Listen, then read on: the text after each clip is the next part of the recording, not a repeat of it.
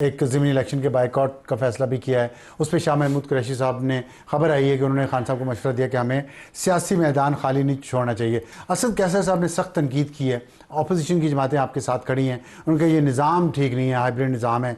लेकिन हम देखते हैं कि हाइब्रिड निज़ाम शुरू जो हुआ है वो और मजबूत हुआ है खान साहब जब वज़ीर-ए-आज़म थे तब।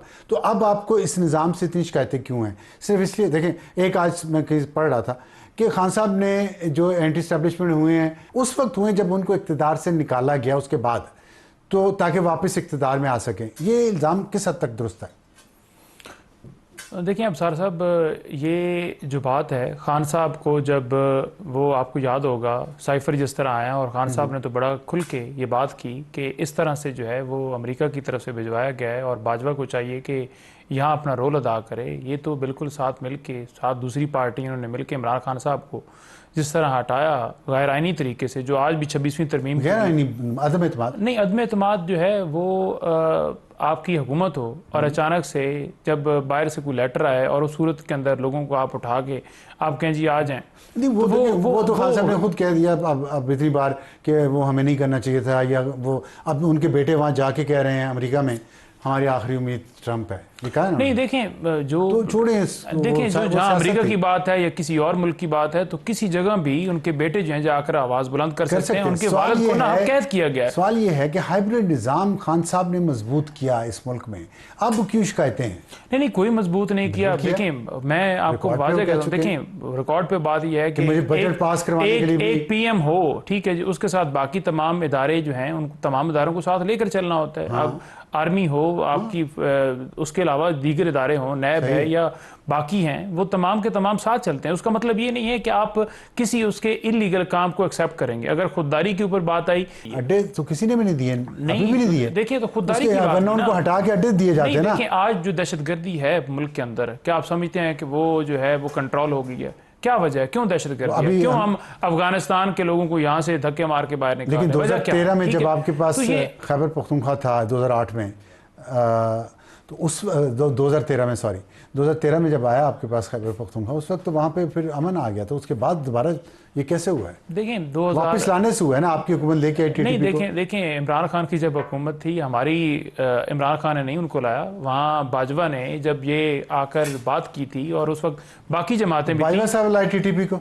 देखें बाजवा साहब इमरान खान को भी लाए। देखें बाजवा साहब नहीं, इमरान खान को लाए होते तो 2019 के अंदर ख्वाजा आसफ को कहते कि आपको हम हुकूमत देते हैं, ठीक है। उन्होंने अगर वो लाए होते दोनों और साथ चल रहे होते, उनके साथ ठीक होते, तो वो क्यों इमरान खान को हटाने के अंदर अदा करते? वो नहीं चाहते थे कोई पहलवान बिल्कुल ही गिर जाए ना, ये तो आपको पता है। नहीं, पहलवान गिरने की बात नहीं है। देखें इमरान खान के साथ आज भी वोटर इंटैक्ट है। अगर आप देखें कल इलेक्शन करवा रहे नवाज शरीफ साहब वाला, आप देख लें कि डॉक्टर यास्मीन राशिद वहाँ से जीती हुई है, तो उनको जिस तरह धांधली के जरिए बिठा दी गया, मखसूस नशस्तें सजाएं देकर मुख्तलिफ तरीकों से आप मेजोरिटी भी लेकर कल आ जाएं कि अपोजिशन किसी और की बन गई है, तो ये सारी दुनिया देख रही है। तो आपके ख्याल में PTI के जो मसाइब हैं इस वक्त, मसाइब जो भी मुश्किलात कह लें, उसकी जिम्मेदार क़यादत खुद है? सोशल मीडिया पे जो गालम गलोच का कल्चर है वो है, क्योंकि जो भी तनकीद करता है उस पर गालियाँ पड़ती हैं उसको, या दूसरा मौक़िफ़ होता है तनकीद भी छोड़ दें।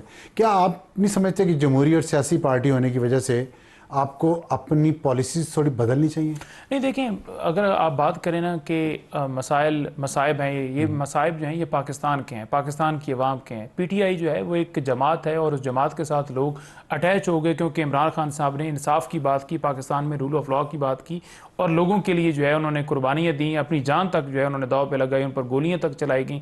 आज केसेस हैं, उनके अहलखाना, उनकी बीवी जेल में है, उनकी बहनों को उठा लिया जाता है। तो ये सारी सूरत हाल लोग देख रहे हैं और लोगों के साथ क्या गलत हो रहा है, सही हो रहा है? नहीं, तो ये चीजें गलत कर रहा है, कौन कर रहा है उसको पकड़ें जो कर रहा है। तो यही काम जब खान साहब के दौरे हुकूमत में होता था तो गलत था, सही था? इमरान खान के दौरे हुकूमत के अंदर जितने तमाम के तमाम केसेस जो हैं करप्शन के या जो सजाएं हुई नवाज शरीफ साहब को गिरफ्तारी की बात की, डिसऑनेस्टी के ऊपर या जो आपका था एवनफील्ड अपार्टमेंट, तो इमरान खान सबसे पहले हुई हैं। इमरान खान के दौर में सिर्फ मकसूद चपरासी वाला आया या कोई एक आध और केस आया। इमरान खान के दौर में मैं आपको एग्जाम्पल दे देता हूँ। हनीफ अब्बासी, शाहिद खाकान अब्बासी, राना सनाउल्लाह, एहसन इकबाल, कौन सा इन पे, मिफ्ता इस्माइल, इन पे कौन से केसेस साबित हुए हैं? कौन सी करप्शन की इन्होंने? कौन वो उन पे आपने उसका ड्रग्स का डाल दिया राना सनाउल्लाह को सजाए मौत देने के लिए?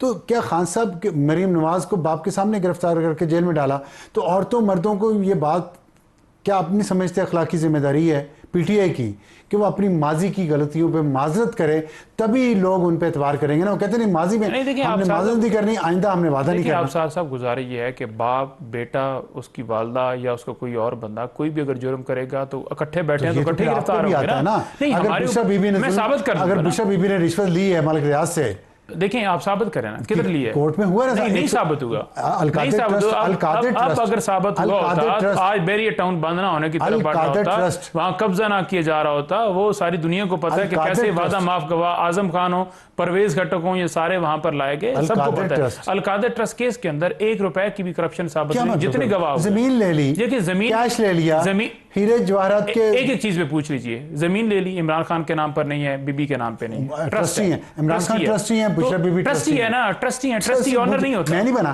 नहीं मुझे क्यों नहीं बनाया ट्रस्टी? आप अच्छा काम करें तो आप बन सकते हैं, आप क्यों नहीं बने? मैं अगर कोई अस्पताल बनाता हूं तो मैं बन सकता हूं। आप समझते एक वजीर आजम को और उनकी बीवी को इख्तियार में होते हुए किसी बिजनेसमैन से इतनी जमीन लेके उस पर एक ट्रस्ट बना के उसका ट्रस्टी बनना चाहिए? मलिक रियाज ने पाकिस्तान के अंदर मुख्तलिफ जगहों के ऊपर इसी तरह से लोगों को जमीन भी दी, तो लोगों वो ये कहता है ना कि मैं हर एक को खरीद लेता हूं। नहीं, खान साहब ने खुद फरमाया, नहीं, इमरान खान ने अपने जाती अकाउंट में नहीं, खान साहब ने 2012 में फरमाया, मलिक रियाज, मैंने यकीन किया, आज तक यकीन कर रहा हूं खान साहब की बात का, कि मलिक रियाज हर एक को खरीद लेता है। ठीक, उन्होंने खान साहब को भी खरीद लिया। नहीं, क्यों खरीदा? देखिए मैं आपसे गुजारिश कर रहा हूं, उन्होंने काम करवाने, जमीन है, देखिए जमीन इमरान खान के नाम भी है, उनकी पैसे हैं, अनसील हुआ सर, अब पेशावर में चले, जो पैसे हैं पैसे भी इमरान खान के अकाउंट में नहीं आए। 2 चीजों की बात की ना, वो जमीन जो इमरान खान ट्रस्टी हैं, बुशरा बीबी नहीं तो बिछड़ा बीबी भी ट्रस्टी है ना, वो ऑनर नहीं है, उसको ना उसकी एग्रीमेंट तो पढ़े, वो ना बेच सकते हैं, ना उसको जो है किसी नाम के ऊपर ट्रांसफर कर सकते हैं, ना उससे कोई आमदनी माली आमदनी ले सकते हैं।